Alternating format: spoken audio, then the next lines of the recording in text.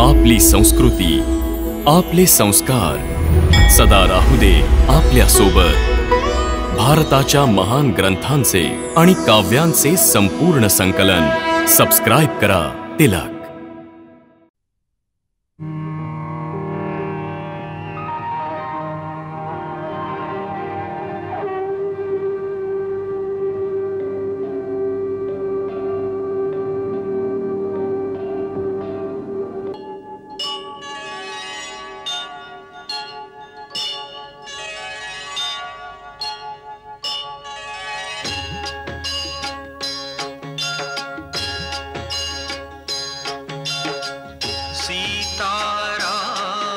चरित अति पावन, मधुर सरस रस किति मन भावन।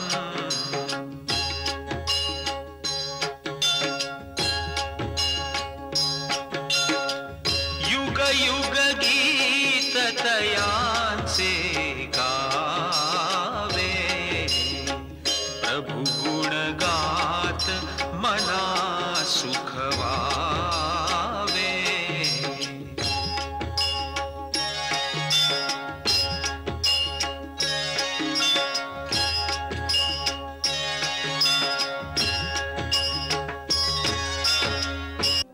हे महान धनुष्य शत्रूच्या कोणत्याही शस्त्रांनी तुटू नाही शकणार। ह्याला विश्वकर्म्याने स्वतः विष्णूसाठी बनवले होते।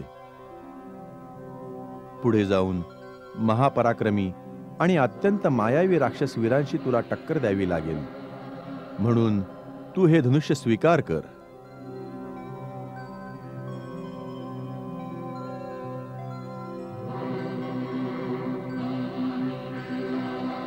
हे दोन दिव्य भाते आहेत जे मला इंद्राकडून प्राप्त झाले आहेत। हे अक्षय आहेत, यांच्यामधील बाण कधीच संपत नाहीत। हे चारही बाण शत्रूंचा नाश करून अदृश्य होतात आणि आपल्या भात्यात पुन्हा प्रकट होतात। हे तुम्हा दोघांसाठी आहेत, यांचा स्वीकार करावा।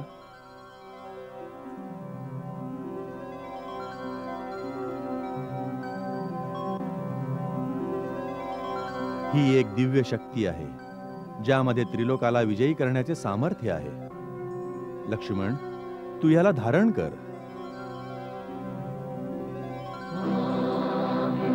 राक्षसांचा नाश करण्यासाठी ही तुझी सहायता करेल।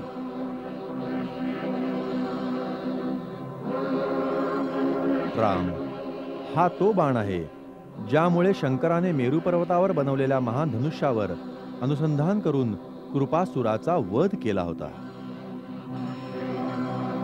हा अद्भुत बाण मी तुला देतोय, ह्याचा स्वीकार करावा।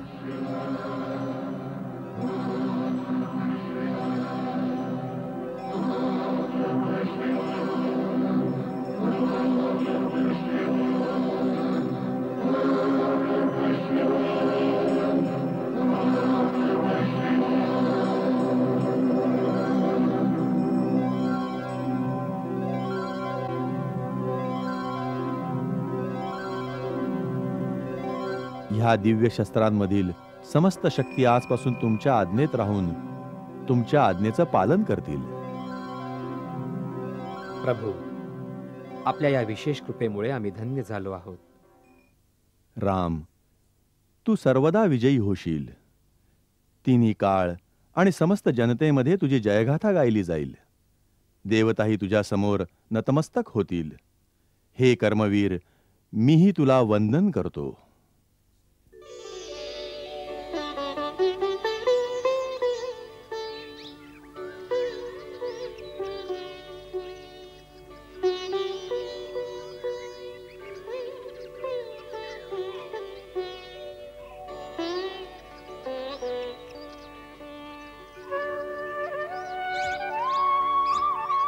दादा, नदीच्या पाण्याचा आवाज ऐकू येतोय।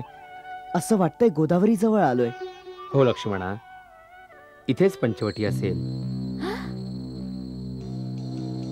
ते पहा, काय आहे ते?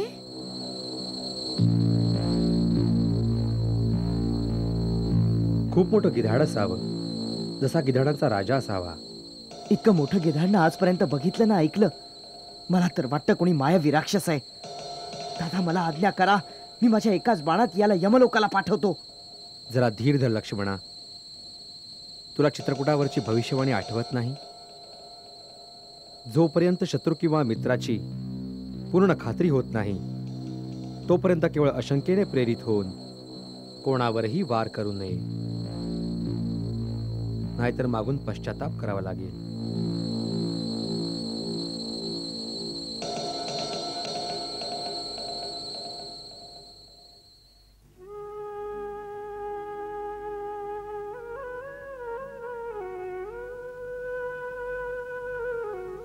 मी एक शुभाकुवंशी महाराज दशरथपुत्र राम, माझी भार्या आणि माझ्या अनुज सहित आपल्याला प्रणाम करतो.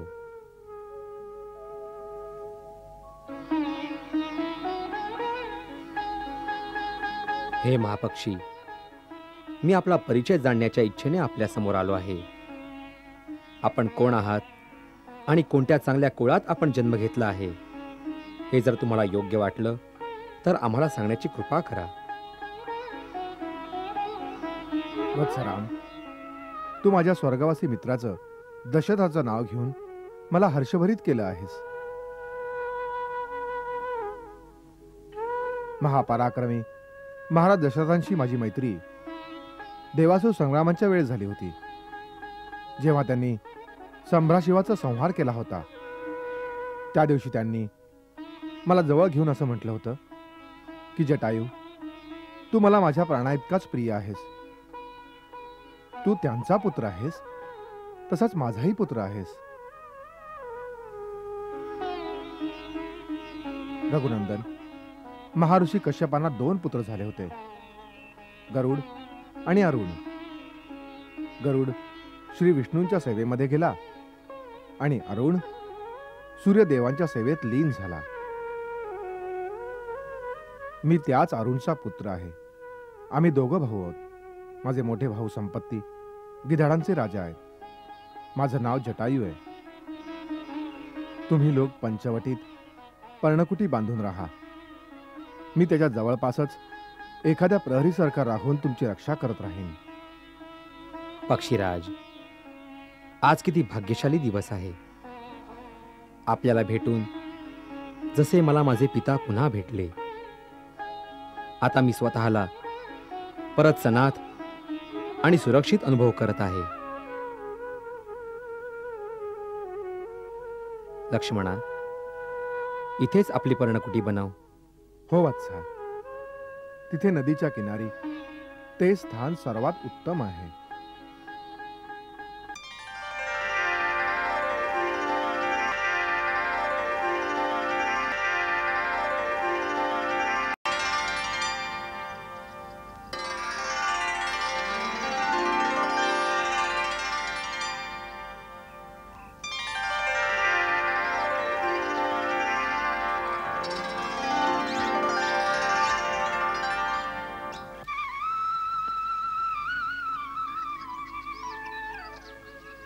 वा लक्ष्मणा, वा.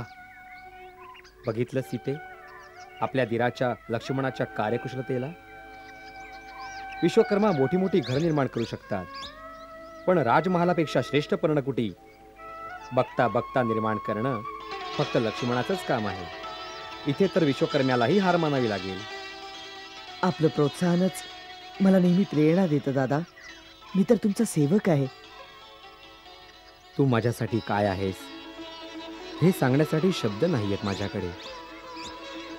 वनवासात जर तू माझ्याबरोबर नसतास तर मी एकट्याने काय केलं असतं.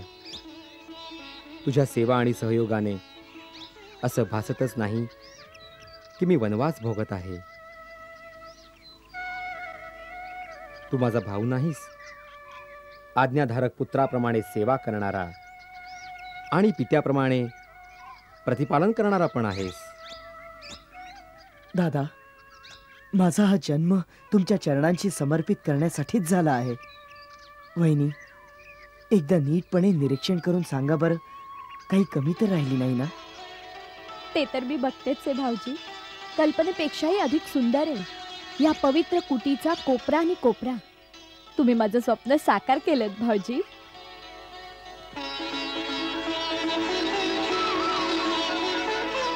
दादा, तुम्ही अगदी योग्य स्थानावर बसला आहात. हे स्थान मी आपल्यासाठीच बनवलेलं आहे, आपल्या संध्यावंदनासाठी, आणि त्याबरोबर फुलंही ठेवलेली आहेत.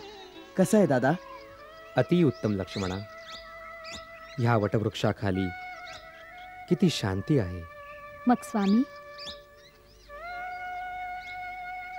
या शांती भवनात आपण आपल्या वनवासाचा बाकी काळ का नाही घालवत?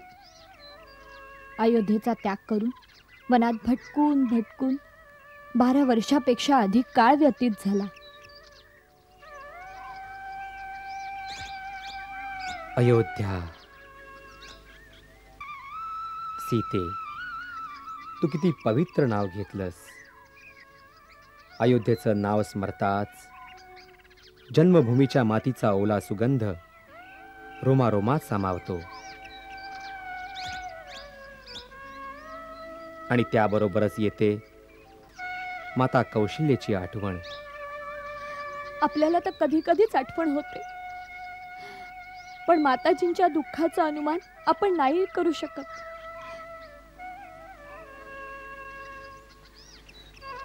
धर्म, धीर, संयम सर्व काही आपल्या आत सामावून मुलाचा वनवास पूर्ण होण्याचा एक एक दिवस मोजून कशा प्रकारे आपले दिवस ते घालवत असेल. सीते, जेव्हा कधी एकांतात बसतो तेव्हा माता कौसल्याचा आवाज माझ्या कानात सतत घुमत असतो. त्याचप्रमाणे जशी ती मला लहानपणी बोलवत असे, राम, लवकर ये बाळा, जेवण वाढलं आहे.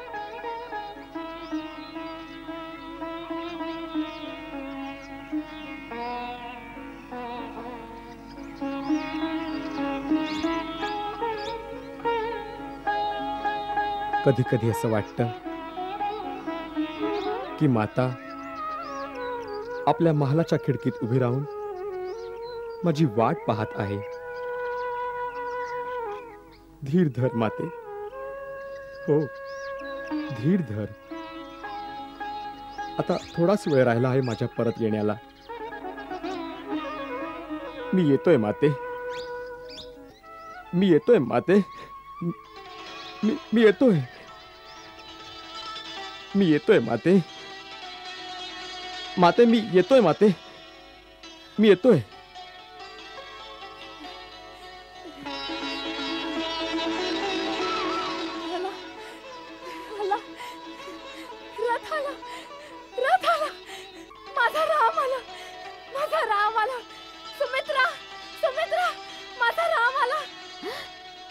ताई, रथ आला, रथ आला, माझा राम आला, माझी सीता पण आली. रथ आला, माझा राम आला, रथ आला, रथ आला, रथ आला, माझा राम आला. ताई, ताई, आई, ताई, असं काय करताय? अहो, असं काय करताय तुम्ही? काय झालंय तरी का? ताई, हे तुम्ही काय बोलताय? सुमित्रा, सुमित्रा, राम आलाय. 14 वर्ष संपली. बघ, बघ, लक्ष्मण पण आलाय. आता रथ महालात येईल, आता रथ महालात येईल. नाही ताई, नाही, तुम्हाला भ्रम झालाय. 14 वर्ष नाही संपलीत. अजून तर 1 वर्ष बाकी आहे. 1 वर्ष बाकी आहे. ते केव्हा संपेल? ताई, जिथे 13 वर्ष धीर धरला तिथे आता का धीर सोडताय? जिथे 13 वर्ष घालवली तसं हे वर्ष पण जाईल ताई. नाही सुमित्रा, 13 वर्ष घालवणं सोपं होतं, पण हे 1 वर्ष घालवणं सोपं नाहीये. आता धीर नाही धरवत सुमित्रा, नाही धरवत आता.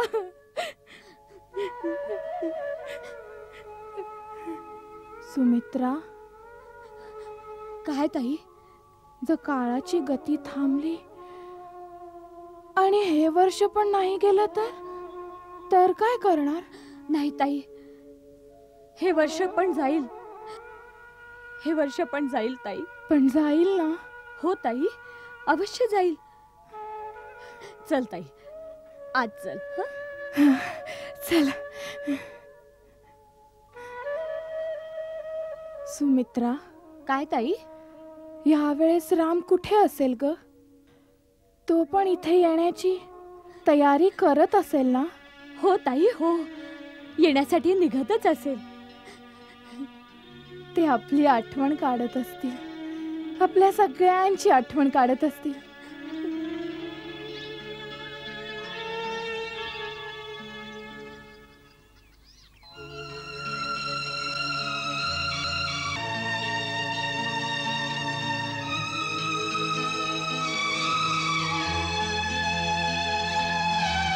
दादा, एक हीन भावना मला नेहमी स्वतःला लज्जित करते.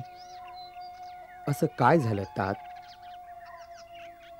दादा, आपल्यासारख्या निर्विकार, शांताकार, शीतल छायेत माझा प्रत्येक क्षण व्यतीत होतो. तरी पण माझा स्वभाव एवढा रागीट का आहे? आपल्यापेक्षा वेगळा काय माझा स्वभाव दादा? लक्ष्मणा, तू शहाळ्या समान आहेस. वरून कठोर, परंतु आतून फक्त मधुरच मधुर. बस असाच आहेस तू. दादा, यापूर्वी तुम्हीच माझ्या रागीट स्वभावावरून माझी किती वेळा तरी निंदा केली होती, परंतु आता मला बालकाप्रमाणे समजावता आहात. जीवनात अनेक वेळा माझ्या रक्तातला राग उफाळून आलाय.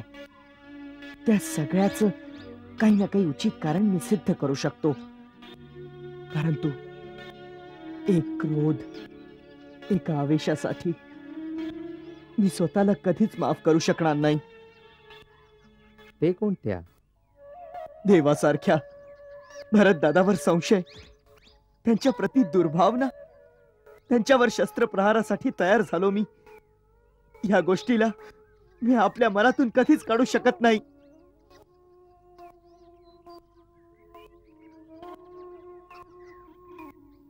चूक, भूल, संभ्रमित अवस्थेत भटकणं मानवाचा नैसर्गिक स्वभावधर्म आहे लक्ष्मणा. दादा, तुमच्याकडून कधीच कुठली चूक का होत नाही? तुझी ही भावना आपल्या मोठ्या भावाबद्दल असणाऱ्या निस्सीम श्रद्धेमुळे आहे. त्याच आवेशात त्यावेळेस पण तुझ्या मनात भरताबद्दल संशय निर्माण झाला होता. लक्ष्मणा, वास्तविक तू भावना प्रधान आहेस. मग काय, भाऊक असणं वाईट आहे दादा? नाही, भावुक असणं तर खूप सुंदर गोष्ट आहे. भावना रहित माणूस एका हिंसक पशुप्रमाणे असतो. परंतु जर भावनेवर ज्ञानाचा अंकुश नसेल तर भावनेच्या आवेशात कित्येक वेळा चूक घडू शकते. परंतु जो तुमच्याप्रमाणे ज्ञानी नसेल तो आपल्या चुकीचं प्रायश्चित्त कसं करेल? आपली चूक कशी सुधारेल? पश्चातापाने. तुझ्या मनात जी पश्चातापाची भावना आहे ना, त्यानेच प्रायश्चित्त झालं असं समज. परंतु भरत दादानेही मला मनापासून माफ केलं असेल वहिनी? क्षमेचा प्रश्न तर तेव्हा येईल जेव्हा त्याने तुला अपराधी मानलं असेल. भरताला तू अजूनपर्यंत पूर्णपणे ओळखलं नाहीस लक्ष्मणा. भरत दादांचे गुण तर अनंत आहेत दादा. त्याने फक्त तोच ओळखू शकतो जो सागराच्या लाटा मोजू शकतो. सागराच्या लहरींपेक्षा अनंत आहेत भुकेच्या लहरी भाऊजी. जर वनातून लाकडं कापून आणली नाहीस तर तुझी वहिनी स्वयंपाक कसा करेल? चूक झाली बहिणी. तुम्ही स्वयंपाकघरात चला, मी आत्ता लाकडं घेऊन येतो.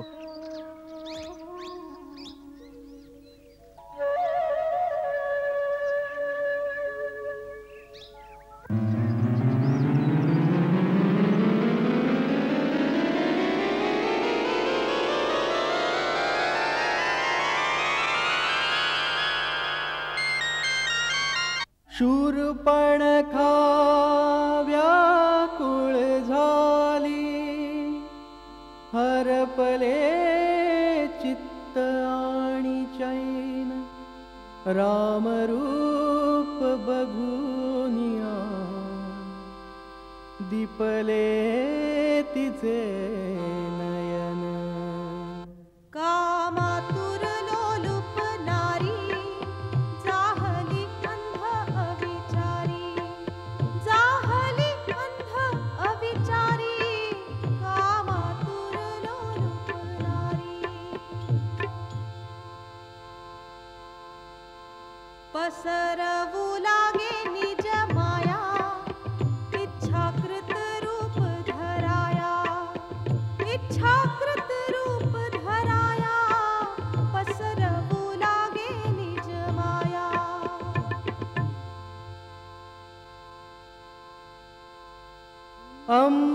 अंबरातुनी भूवरी लागला काम बाण पेटून उठे कामाग्नी न राहिले अवधान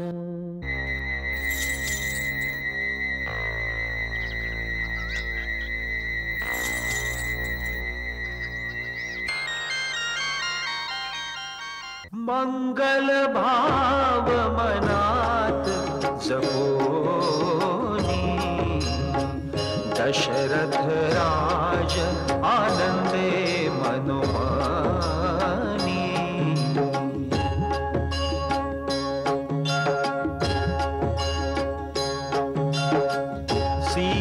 सीताराम चरित अति पावन मधुर सरस रस किति मन